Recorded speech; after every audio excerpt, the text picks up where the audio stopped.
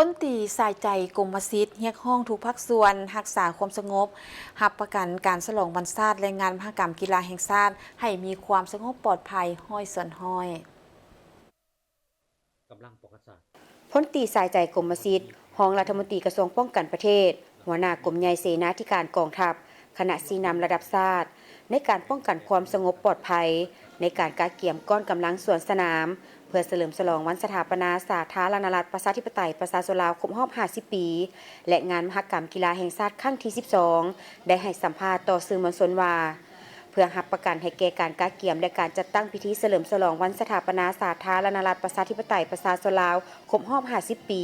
และงานมหกรรมกีฬาแห่งชาติครั้งที่ 12 ให้เต็มไปด้วยบรรยากาศฟดฟื้นมวลซืนกลายเป็นปางบุญใหญ่ของปวงชนลาวทั้งชาติมีผลสำเร็จอย่างจบงามและมีความสงบปลอดภัยนั้น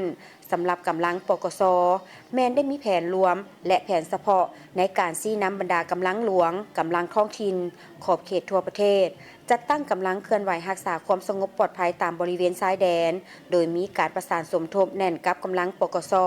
เป็นระยะเว้าเฉพาะอยู่เขตใจกลางก็ได้มีการจัดวางกำลังสมทบกับกำลังปกส.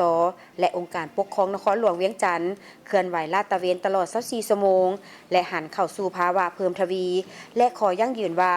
การรักษาความสงบแม่นความรับผิดชอบรวมของทั่วสังคมโดยเฉพาะแม่นสองกำลังป้องกันชาติป้องกันความสงบจะให้มีความสงบและปลอดภัยสูงสุด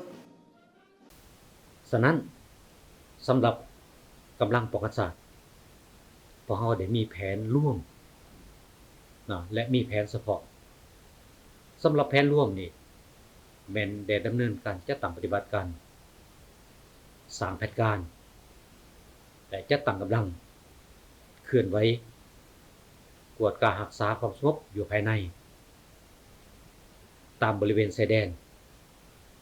และสำคัญเพื่อพวกเราได้มีการประสานสมทบระหว่าง2กำลังของป้องกันชาติและป้องกันความสงบเป็นระยะนอกจากนี้ก็ได้ประสานสมทบกับองค์การปกครองท้องถิ่นเมื่อเกิดสภาพอยู่บนใดและมันต้องแก้สภาพอยู่บนนั้นอันนี้เป็นคงเขตการป้องกันชาติป้องกันความสงบสำหรับแผนเฉพาะ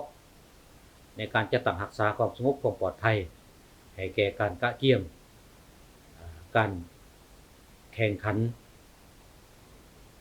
งานมหกรรมกีฬาแห่งชาติครั้งที่ 12 นี้พวกข้าพเจ้าก็ได้มีการชี้นำกรมกองกำลังหลวงและกำลังท้องถิ่นในขอบเขตทั่วประเทศบ่ร่วมบ่เฉพาะแม่นอยู่เขตใจกลางก็ได้มีการจัดวางกำลังโดยได้มีการประสานสมทบแน่นกับกำลังป้องกันความสงบและองค์การปกครองนครหลวงเวียงจันทน์โอกาสนี้ทานยังได้เรียกร้องมายังทุกภาคส่วนในสังคมรวมถึงประชาชนลาวบรรดาเผ่าชาวต่างประเทศที่อาศัยอยู่สาธารณรัฐประชาธิปไตยประชาชนลาวต้องได้เอาใจใส่อย่างตั้งหน้าประกอบส่วนเข้าในเวียกงานป้องกันชาติป้องกันความสงบเป็นต้นแมนรักษาความสงบภายในเรือนศาลบ้านซองสำนักงานองค์การและสถานที่สำคัญต่างๆที่อยู่ในความรับผิดชอบของตนเองและส่วนรวมซึ่งมันเป็นหน้าที่ของทุกคนที่ต้องเป็นเจ้าการเคลื่อนไหวเก็บกำสภาพการต่างๆในขอบเขตรับผิดชอบของตนตลอดเวลาเพื่อพร้อมกันสกัดกั้นและแก้ไขสภาพการที่อาจจะเกิดขึ้น